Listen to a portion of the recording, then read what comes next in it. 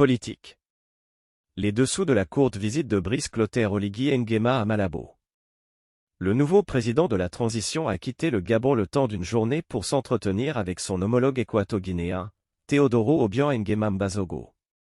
Pour sa première visite officielle en tant que chef d'État, le général Brice Clotaire Oligui Nguema a choisi de se rendre à Malabo.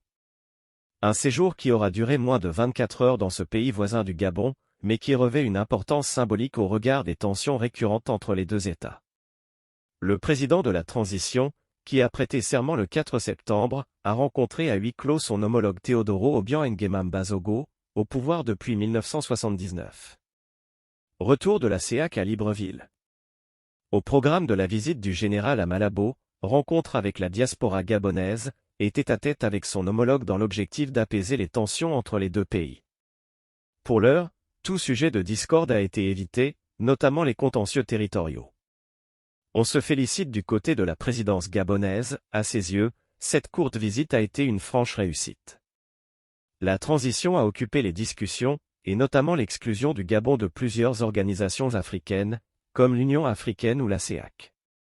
Le nouvel exécutif gabonais plaide pour le retour du siège de cette dernière à Libreville, et sa réintégration parmi les pays membres. Ali Bongo Ondimba était en effet le chef d'État en exercice de l'organisation sous-régionale lors de son renversement par les militaires et Oligui Nguema lui a succédé. Le président Obiang aurait également assuré son homologue de son soutien en tant que nouvel homme fort du Gabon. Importante délégation. L'ambassadeur du Gabon en Guinée équatoriale, Sébastien Ntoutoum Bekal, a été chargé de l'organisation de la visite.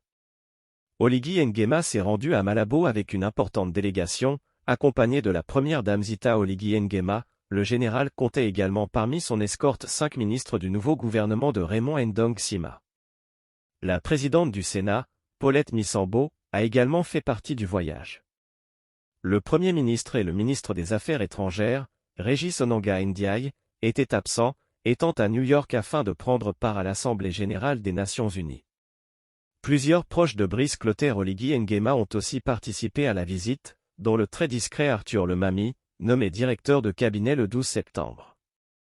Un autre des nouveaux hommes forts du palais du bord de mer, le porte-parole de la présidence et conseiller spécial Télésphore Ngomo, a assuré le bon déroulement de ce déplacement, tout comme le secrétaire général de la présidence, Guiro Satangarigno et François Eputa, directeur du protocole.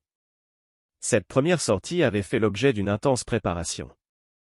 Le secrétaire général de la présidence, Guiro Satangarigno, a effectué une tournée de déplacement dans la région, et rencontré plusieurs chefs d'État, dont le président congolais Denis Sassou Nguesso. Une visite officielle à Brazzaville serait d'ailleurs en cours d'élaboration. La délégation était chargée de rassurer les pays voisins du Gabon sur les intentions de Brice Oligui Nguema et le bon déroulement de la transition. Tension avec Théodorin.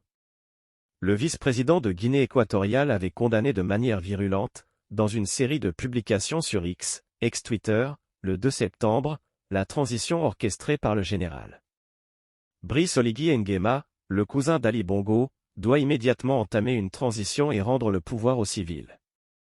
C'est la seule façon de respecter le vote de la population gabonaise, écrivait alors Teodoro Obiang Nguema Mang, également présent à New York, à l'ONU.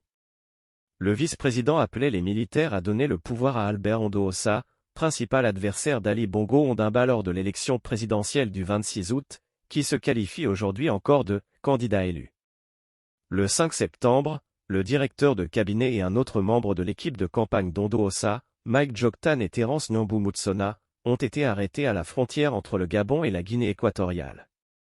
Les deux anciens candidats à la magistrature suprême étaient porteurs d'une lettre adressée à Théodorin, de la part d'Albert Ondoosa et le sollicitant pour rétablir l'ordre constitutionnel dans leur nation. La mise sous mandat de dépôt des deux hommes, incarcérés à Wayem, ou Oloentem, n'a toutefois pas fait officiellement partie des sujets abordés par les deux chefs d'État durant leur rencontre.